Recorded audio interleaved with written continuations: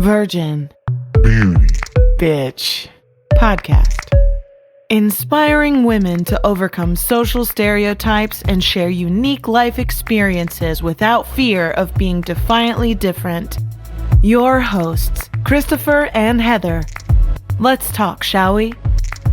It all started appropriately, or symbolically, on the equinox of spring. Our journey into a new understanding of the first word and the first character in our name, the Virgin. On this journey, we have hosted 9 individual experts and authors to share their experiences and perspectives on a word we all believe we know so well, because at one time we were all virgins. We want to thank you for listening, and we would love to hear what you got out of the series over these past 4 weeks. As a refresher, we want to take a few minutes to thank our guests with a quick review of each episode. Episode 1, The Virgin Body. Do you remember Stephanie Clark, the irreverent Reverend Stephanie Clark, and Talia Gray? Do you remember those, Heather?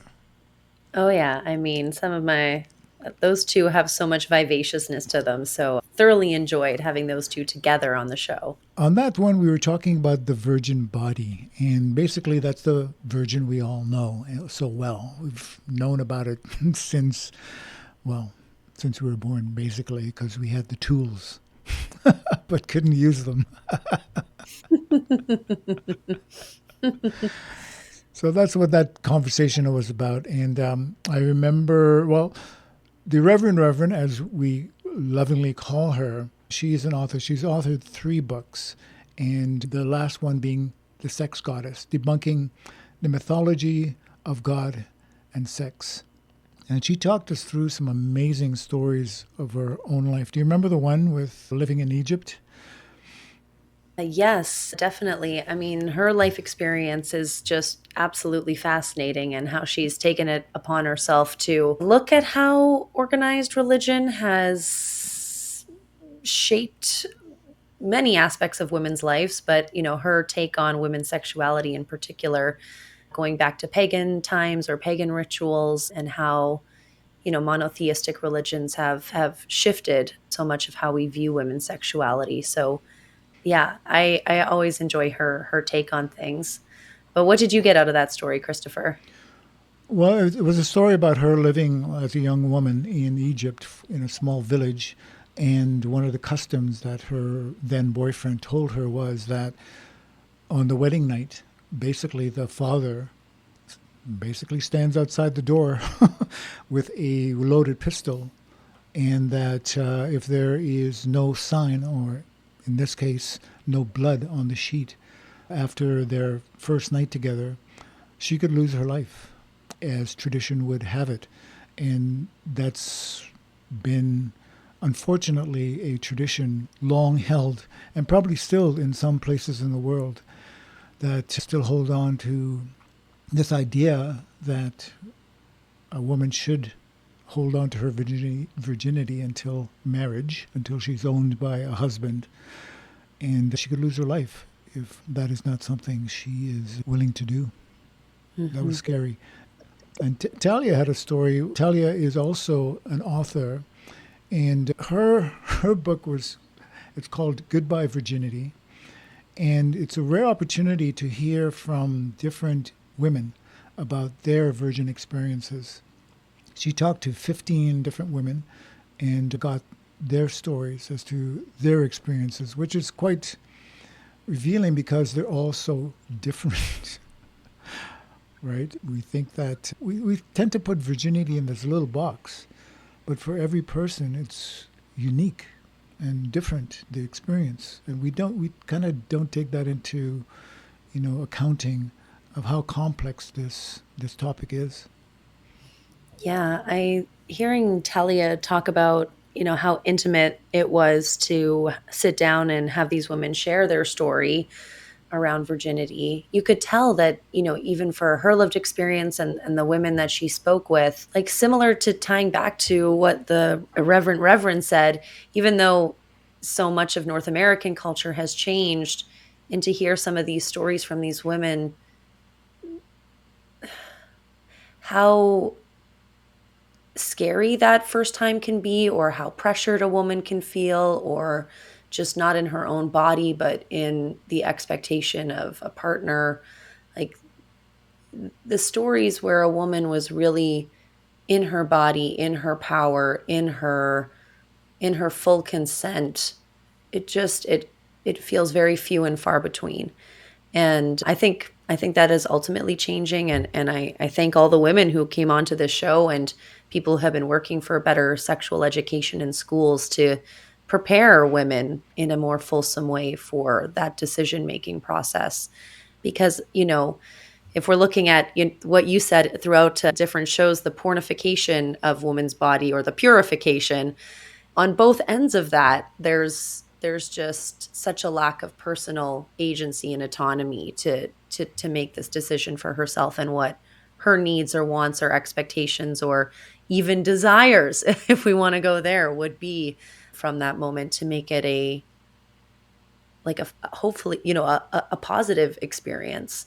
So, I think that's, as we built through the four different stages of this, that's something that was so clear to me is what are foundational building blocks, not only for that first time, if we want to call it that, because as Christopher and I will recap now, to look at virginity beyond this kind of one singular moment, but really to experience, everything that it has to offer. I think that we really uncovered a lot of building blocks of, debunking the shame and the guilt to really find a state of, a woman autonomous to herself.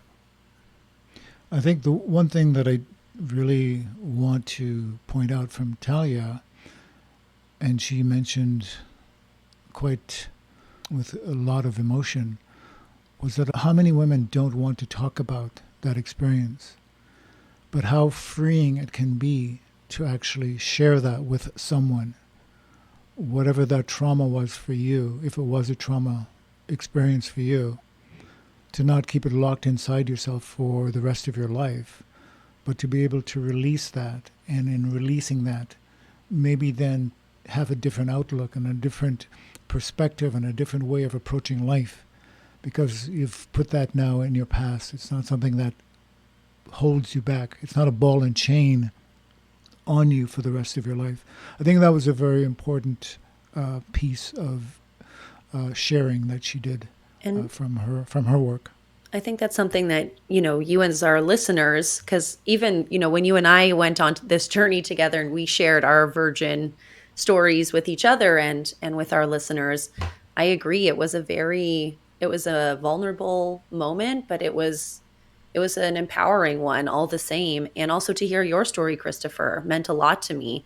So, perhaps a takeaway for our listeners is, if you haven't shared that story with a friend or someone you love and trust, I really agree, Christopher, that there's something important in sharing that story, or maybe even how you've kind of reconceptualized what virginity meant to you in that moment and how it's reshaping now to see it differently. That there is a lot of freeing in letting it go, that you don't need to judge yourself on how that situation went down. I do want to address women who are in a situation, say a religious situation, where this topic is absolutely taboo to ever talk about with anyone, ever. I understand that kind of pressure as well. It's life or death almost. Maybe in that case, you write it down somewhere and you burn it. But it's just getting it out of your body might be the experience that sets you free to move forward and not have this as a stain that remains with you for life, hopefully. Mm-hmm. Oh, that's a good point. Sometimes it's not safe to tell anybody about what that experience was like for you, but to write it down and get it out of your body, your mind, your psyche, and to really be able to do it freely in knowing that you'll burn it after, just to really get how you really felt out of you and being honest with yourself about it. It's a really important experience. Next was our conversation with Laura Carpenter and Dr. Pauline Mortas, which was also very amazing. Laura, she wrote one of the seminal books on the topic. She's actually a professor at Vanderbilt University these days, but she authored this groundbreaking book titled Virginity Lost, an intimate portrait of first sexual experience. And she was able to tease out, she did hundreds of interviews with individuals, male, female, different sexual expression. And she was able to tease out a few commonalities around virginity. There was virginity as a stigma that some people carry, something that they need to just get rid of as soon as possible. For others, it was a rite of passage into womanhood. And for others, it was an obligation of their worship. It was something that they valued traditionally, which was really cool to hear that one word teased out into these three different aspects. Mm-hmm. Yeah. I mean, one of the things that we grappled with a lot in the various episodes was how we frame, this first sexual encounter, losing one's virginity, and then we kind of teased out other ways of looking at it, right? Like something that is a transitionary stage, or something that you give when you're ready, and if you're ready under the circumstances that you're ready, that it's not it to really rethink that it isn't a part of you that's gone forever. And that's where we started to bridge into the next couple series, is that there's an element of virginity, to go into, the conversations we did with kind of Roman and Greek mythology, with the virgin being the person who is not controlled by the expectations of children or the expectations of a male partner.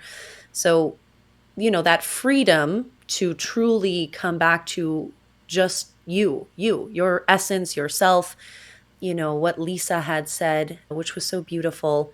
And maybe you can help me with the actual language, but that, a woman truly true to herself, it's not about how she's liked or perceived by herself or others, but that she walks forward in her own truth. And I just think that when I start to bridge that understanding, that it moves me past some of the shame and guilt that has been layered into my life around my sexuality, to instead say, I have the capacity to, be reborn, or to go back into a state of curiosity and discovering, and almost like feeling lighter around where I want this next page of my life to go. Yeah. Yeah. So in this particular conversation, we're talking more about exactly what it is that has been transplanted into you, that becomes the shame and the guilt. It's a virgin mindset that you're given, and should you try to transcend that, that's where the shame and guilt comes in, because this is the baseline for you as a woman. This is how you should behave. This is how you should think about virginity. And should you stray away from that, you're going to come face to face with shame and guilt over doing something that is not approved, quote unquote. I remember one of the realizations. It's more the mindset, yeah. One of the realizations for me in that episode, was some of these, I guess, characteristics of the virgin, as, again, how we've been tied to the virgin being tied to a woman's purity, worthiness, self-work, chastity, all of the things that come up with a good, quote unquote, good woman that has self-respect and esteem, is the one who is very, very careful around her sexuality, or just doesn't see herself as a sexual being at all until she's married or finds the one, or what have you. And then the correlation between those characteristics, like I'm talking about, somewhat like naive, new onto the world, sheltered, quiet, soft, malleable almost, and how so many of these characteristics are, for me, what shines through in how people see the traditional definition of feminine. And for me, that was a really powerful understanding because, the work that Christopher and I do on this show is to unpack what centuries or even longer have been saying about quote unquote the feminine that doesn't serve the full breadth of, that powerful energy source that's in all of us, or however you want to describe that. So that was very important for me to kind of see, the man-made woman strikes again. Yes. I thought it was really poignant to have Dr. Pauline Mortas there because she is a research expert. She lives in Paris. She's a research expert and specializes in the history of sexualities in the 19th and 20th centuries. So she goes back and sort of researches how women were treated, how they thought about their sexuality, even in those days. And it was really profound to me that she had mentioned that in some cases, women who were very well, off and educated weren't even aware of their own sexuality because they just had a role that was scripted for them. They didn't take it as a personal something that they were personally involved in or had any control over. And on their wedding night, boom, there it is. Your sexuality is now in full demand, and you know nothing about it yourself. You have no experience with it yourself. I thought that was very telling in her explanation of her work and her research. Mm-hmm. No, that was very illuminating because she had shared that some of the pieces of history that she had found is from diary entries of a woman leading up to a wedding night and post-wedding night, and how absolutely unprepared she was for that moment. Like not on her own, just that a mother or a sister or what have you would have never talked to her about it. It would have never been a topic of conversation in fear of her looking, like a hussy or whatever. Decorum, right? Exactly. And, the accounts of women, just what a shocking way to know that part of yourself. So yes, that was quite the conversation, and what an interesting way to take her career in her academia. It's interesting because when I think of that, now I can understand where the term virginity or virgin lost, you lost your virginity, comes from. Because it really is absolutely lost. You've something you had one day, and the next day it's taken from you, just ripped away from you. It's lost, and it's gone forever, and it's something you never knew. Yeah, wow, that really brings it home. I feel like for so many of these circumstances, rather than lost, it's virginity taken. Yes. Yes. Yes. Yeah. And from there, we moved on to the Virgin Heart, and our good friend Gina Cloud came back to share her spirited insights into that, and Stephanie Horton was also part of that. Gina is a best-selling author of basically Woman, a new definition of reclaiming the feminine, and she's a teacher, speaker, and inspires women to embrace their bodies fully and learn from their inner wisdom. Which is something we appreciated because getting away from the virgin body, the virgin mind, getting into the heart and what it is that sometimes inhibits women from truly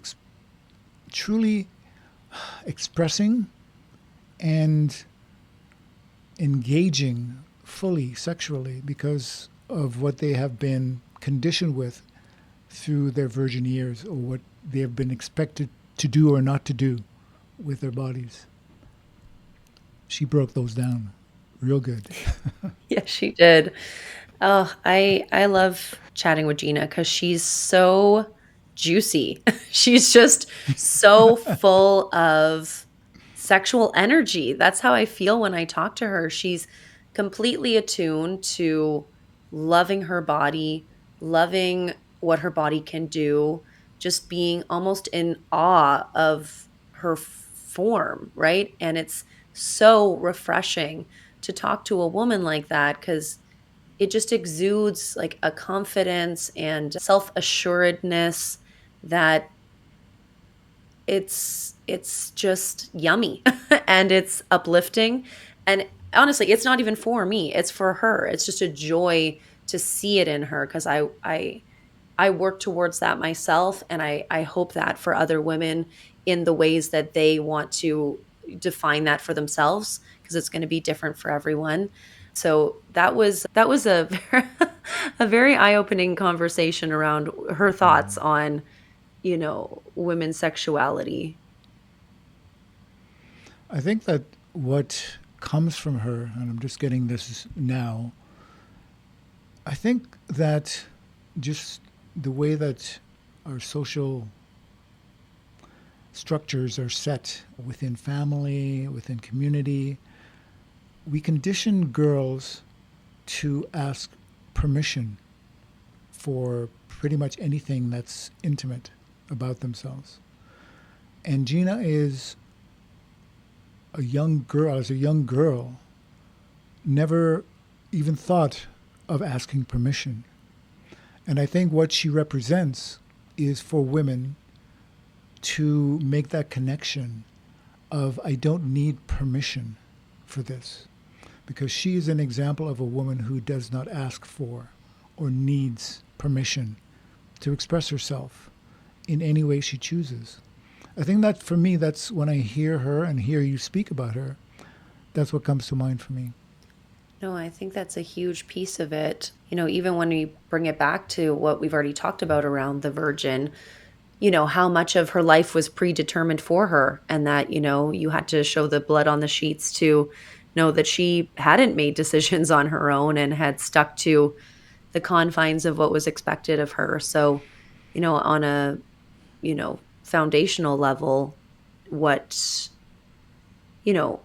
what Gina represents, it kind of crosses over so many different elements of, the spirit of a woman that isn't holding back, and she's not, she's not waiting for other people to say yes. Yes. And I think that, conversations up to that point, that was the first time we heard a woman then reference to what you had just referenced a little while ago, that a virgin is a woman sovereign unto herself. She mentioned that during our conversation, and that was probably the first time it came up in that language, which set everything up so perfectly. It did. for And I do want to also, honor our other guest, Stephanie Horton, that came onto that show, because Stephanie was also very vulnerable in some of the experiences that she's gone through in her understanding of herself sexually, and some of the hardships that she's faced in conceiving. And, we were able to unpack that a bit with Gina around, what sort of self narratives have we been holding on to that can have that, challenging effects for our bodies. So I think to have those two together was really something special, to see what somebody's going through and how Gina has been able to work with women around the many, many elements that come with, being a sexual entity unto yourself, deciding if and when you want to share that with a partner, and under what conditions actually make you feel good about that. One of the biggest takeaways for me, was how she talked about, to go into a sexual experience with someone, before being ready or it being like the right alignment for you, that to her, like, that feels like a self-betrayal. And that, like, each time that you do that because it's what you think somebody else wants out of you, how that starts to eat away at your sense of self, rather than it being a place where people can be replenished and, have a really beautiful connection with someone. And so, like, really kind of tapping into, like, listening to your body and listening to yourself, and having, I don't know, the bravery to say no, just how meaningful that is for a woman's if you want to call it sacred sexuality. And I say that, delicately, in that, Christopher and I have talked about this before, that there's so much, it seems, telling a woman to be quote unquote pure or watch their body count or yada, yada, yada. And then you live in a very pornified world. So, like, the last thing that I want to do is add another layer of shame for a woman. My invitation to women is to really like tap into genuinely what feels right for you, and that you're not under any obligation to move forward, again with a grain of salt, because sometimes women can very much feel that they're at risk of being in a violent situation if they don't say yes, or it really just isn't their choice at all because someone's going to be forceful with them. But if I can remove what I'm saying from those elements where you are in real danger, and to focus in on the times where it's just, oh, guys talking about blue balls, or somebody kind of like making you feel guilty for whatever reason, to listen to that episode again, for at least for me, really it's something, there's something really, really, really like that crystallizes the importance of understanding the middle ground, the gray area of a yes and a no.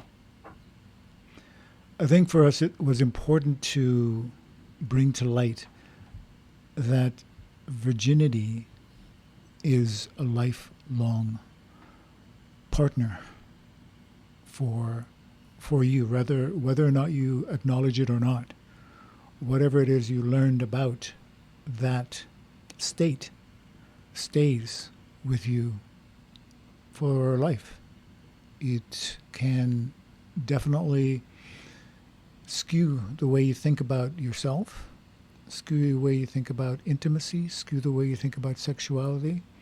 All of these things start with that one seed that you thought you got rid of one event a long time ago or recently, whatever it might be. But no, it is something that has sprouted roots in you and will grow with you through your entire life.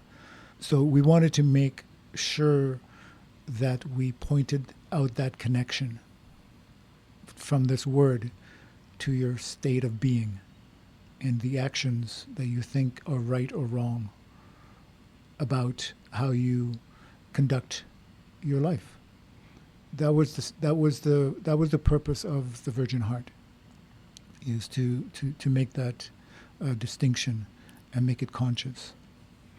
And just building on that, Christopher, an uplifting element of that episode in particular, but building from the other two, for me, was like, no matter what's happened to you in your past or what choices you've made in the past for whatever reason you felt like you had to, that you can be born again into your sexuality, and your past sexual life doesn't have to influence where you want your sexual life to go. So that's a big piece of why, we did this series, is that what you've been sold around your sexuality isn't the end game unless you want it to be. So, just encouraging women to think about what has been sold to me about what others want out of my body, and instead what do I want out of this life for myself and for my body. Yeah. And that, of course, bridged so perfectly into the last of our episodes, which was the Virgin Soul. And for that episode, we were blessed with three amazing guests. Hanne Blank, who is, like, if you want to talk about the history of virginity, that's the person, that's the book you read. It's Virginity. It's basically the Untouched History is her work, which has been a bestseller for a very, very long time. We also had the privilege of having Kim Hudson, who then made the transition into the virginity and the virgin that we're speaking of now, transcending, the physical into an evergreen experience in your life that's positive, because you are the one in control of that. And adding to that, we had back Lisa Marciano, the Jungian analyst, podcaster, and author of The Vital Spark. And that was, again, building on everything that we had talked about previous, into what we foresee. When Heather and I started this, we've always seen the virgin and virginity as something that is not just a chunk of your life. It is something that is your entire life, and something that you can control, and something that you can use in a positive way, as in all aspects of your life. That's where we were going with this whole series, and that episode is the one that really built on that premise that we had. Yeah, I mean, those three were, so incredible and so very different in their own ways, which made for an amazing contrast on this kind of final stage, if you want to call it, of our journey with this series. And I mean, ultimately, you know, we've kind of layered through the different episodes and how they built on each other. But ultimately, you know, what comes out of that final conversation for me is what you just highlighted there, Christopher, that it isn't just about sexuality when it comes to a virgin spirit. Like, what are the parts of you that are untouched by anyone else's expectations of you, that you can realign to, and then, either make a change in your life or continue with the passion in your life, or have the curiosity and bravery to try something new. Like, to me, that is the virgin spirit, is that I can be whole again, whole and not scared despite what's happened to me in my past, to move into either a new level of understanding in my life, trying on a new challenge. And there's something extremely replenishing in that thought. And one thing that I believe it was Lisa who commented on it is it Hera, the goddess? Yeah, Yeah. Hera. Who goes back to a spring each year to go back to her virgin state. And the visualization of that is so beautiful to me, that all of these things that other people have either judged you for, or tried to tear you down, or say that you couldn't do it for X, Y, and Z. Maybe it's because you're a woman, maybe it's because you're everything else that comes with our intersectionality, to be able to feel full again and move through what any naysayer has said. To me, that is the possibility of the evergreen spirit. So Yeah, it was a very interesting episode, because we had, obviously, Hanne Blank. She did the history of what we call virginity socially. And then Kim Hudson, she outlines a woman's path to finding her own power and authentic self. And she calls her book is called Virgin's Promise. And then, talking with Lisa Marciano, we talked about the apex virgin, Artemis, the goddess. We talked about Hera and the long suffering that needed to replenish her virginity every year. And then we talked about Esther Harding, who was a young analyst, and she came up with the phrase that you were looking to quote earlier. Virgin is a woman who, whether in relationship or not, retains her own sovereignty.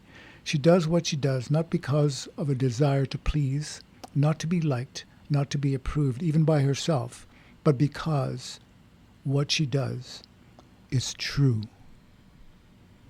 oh my gosh. Yeah. That really caps off the experience for me, this journey of these 4 weeks. That, yeah.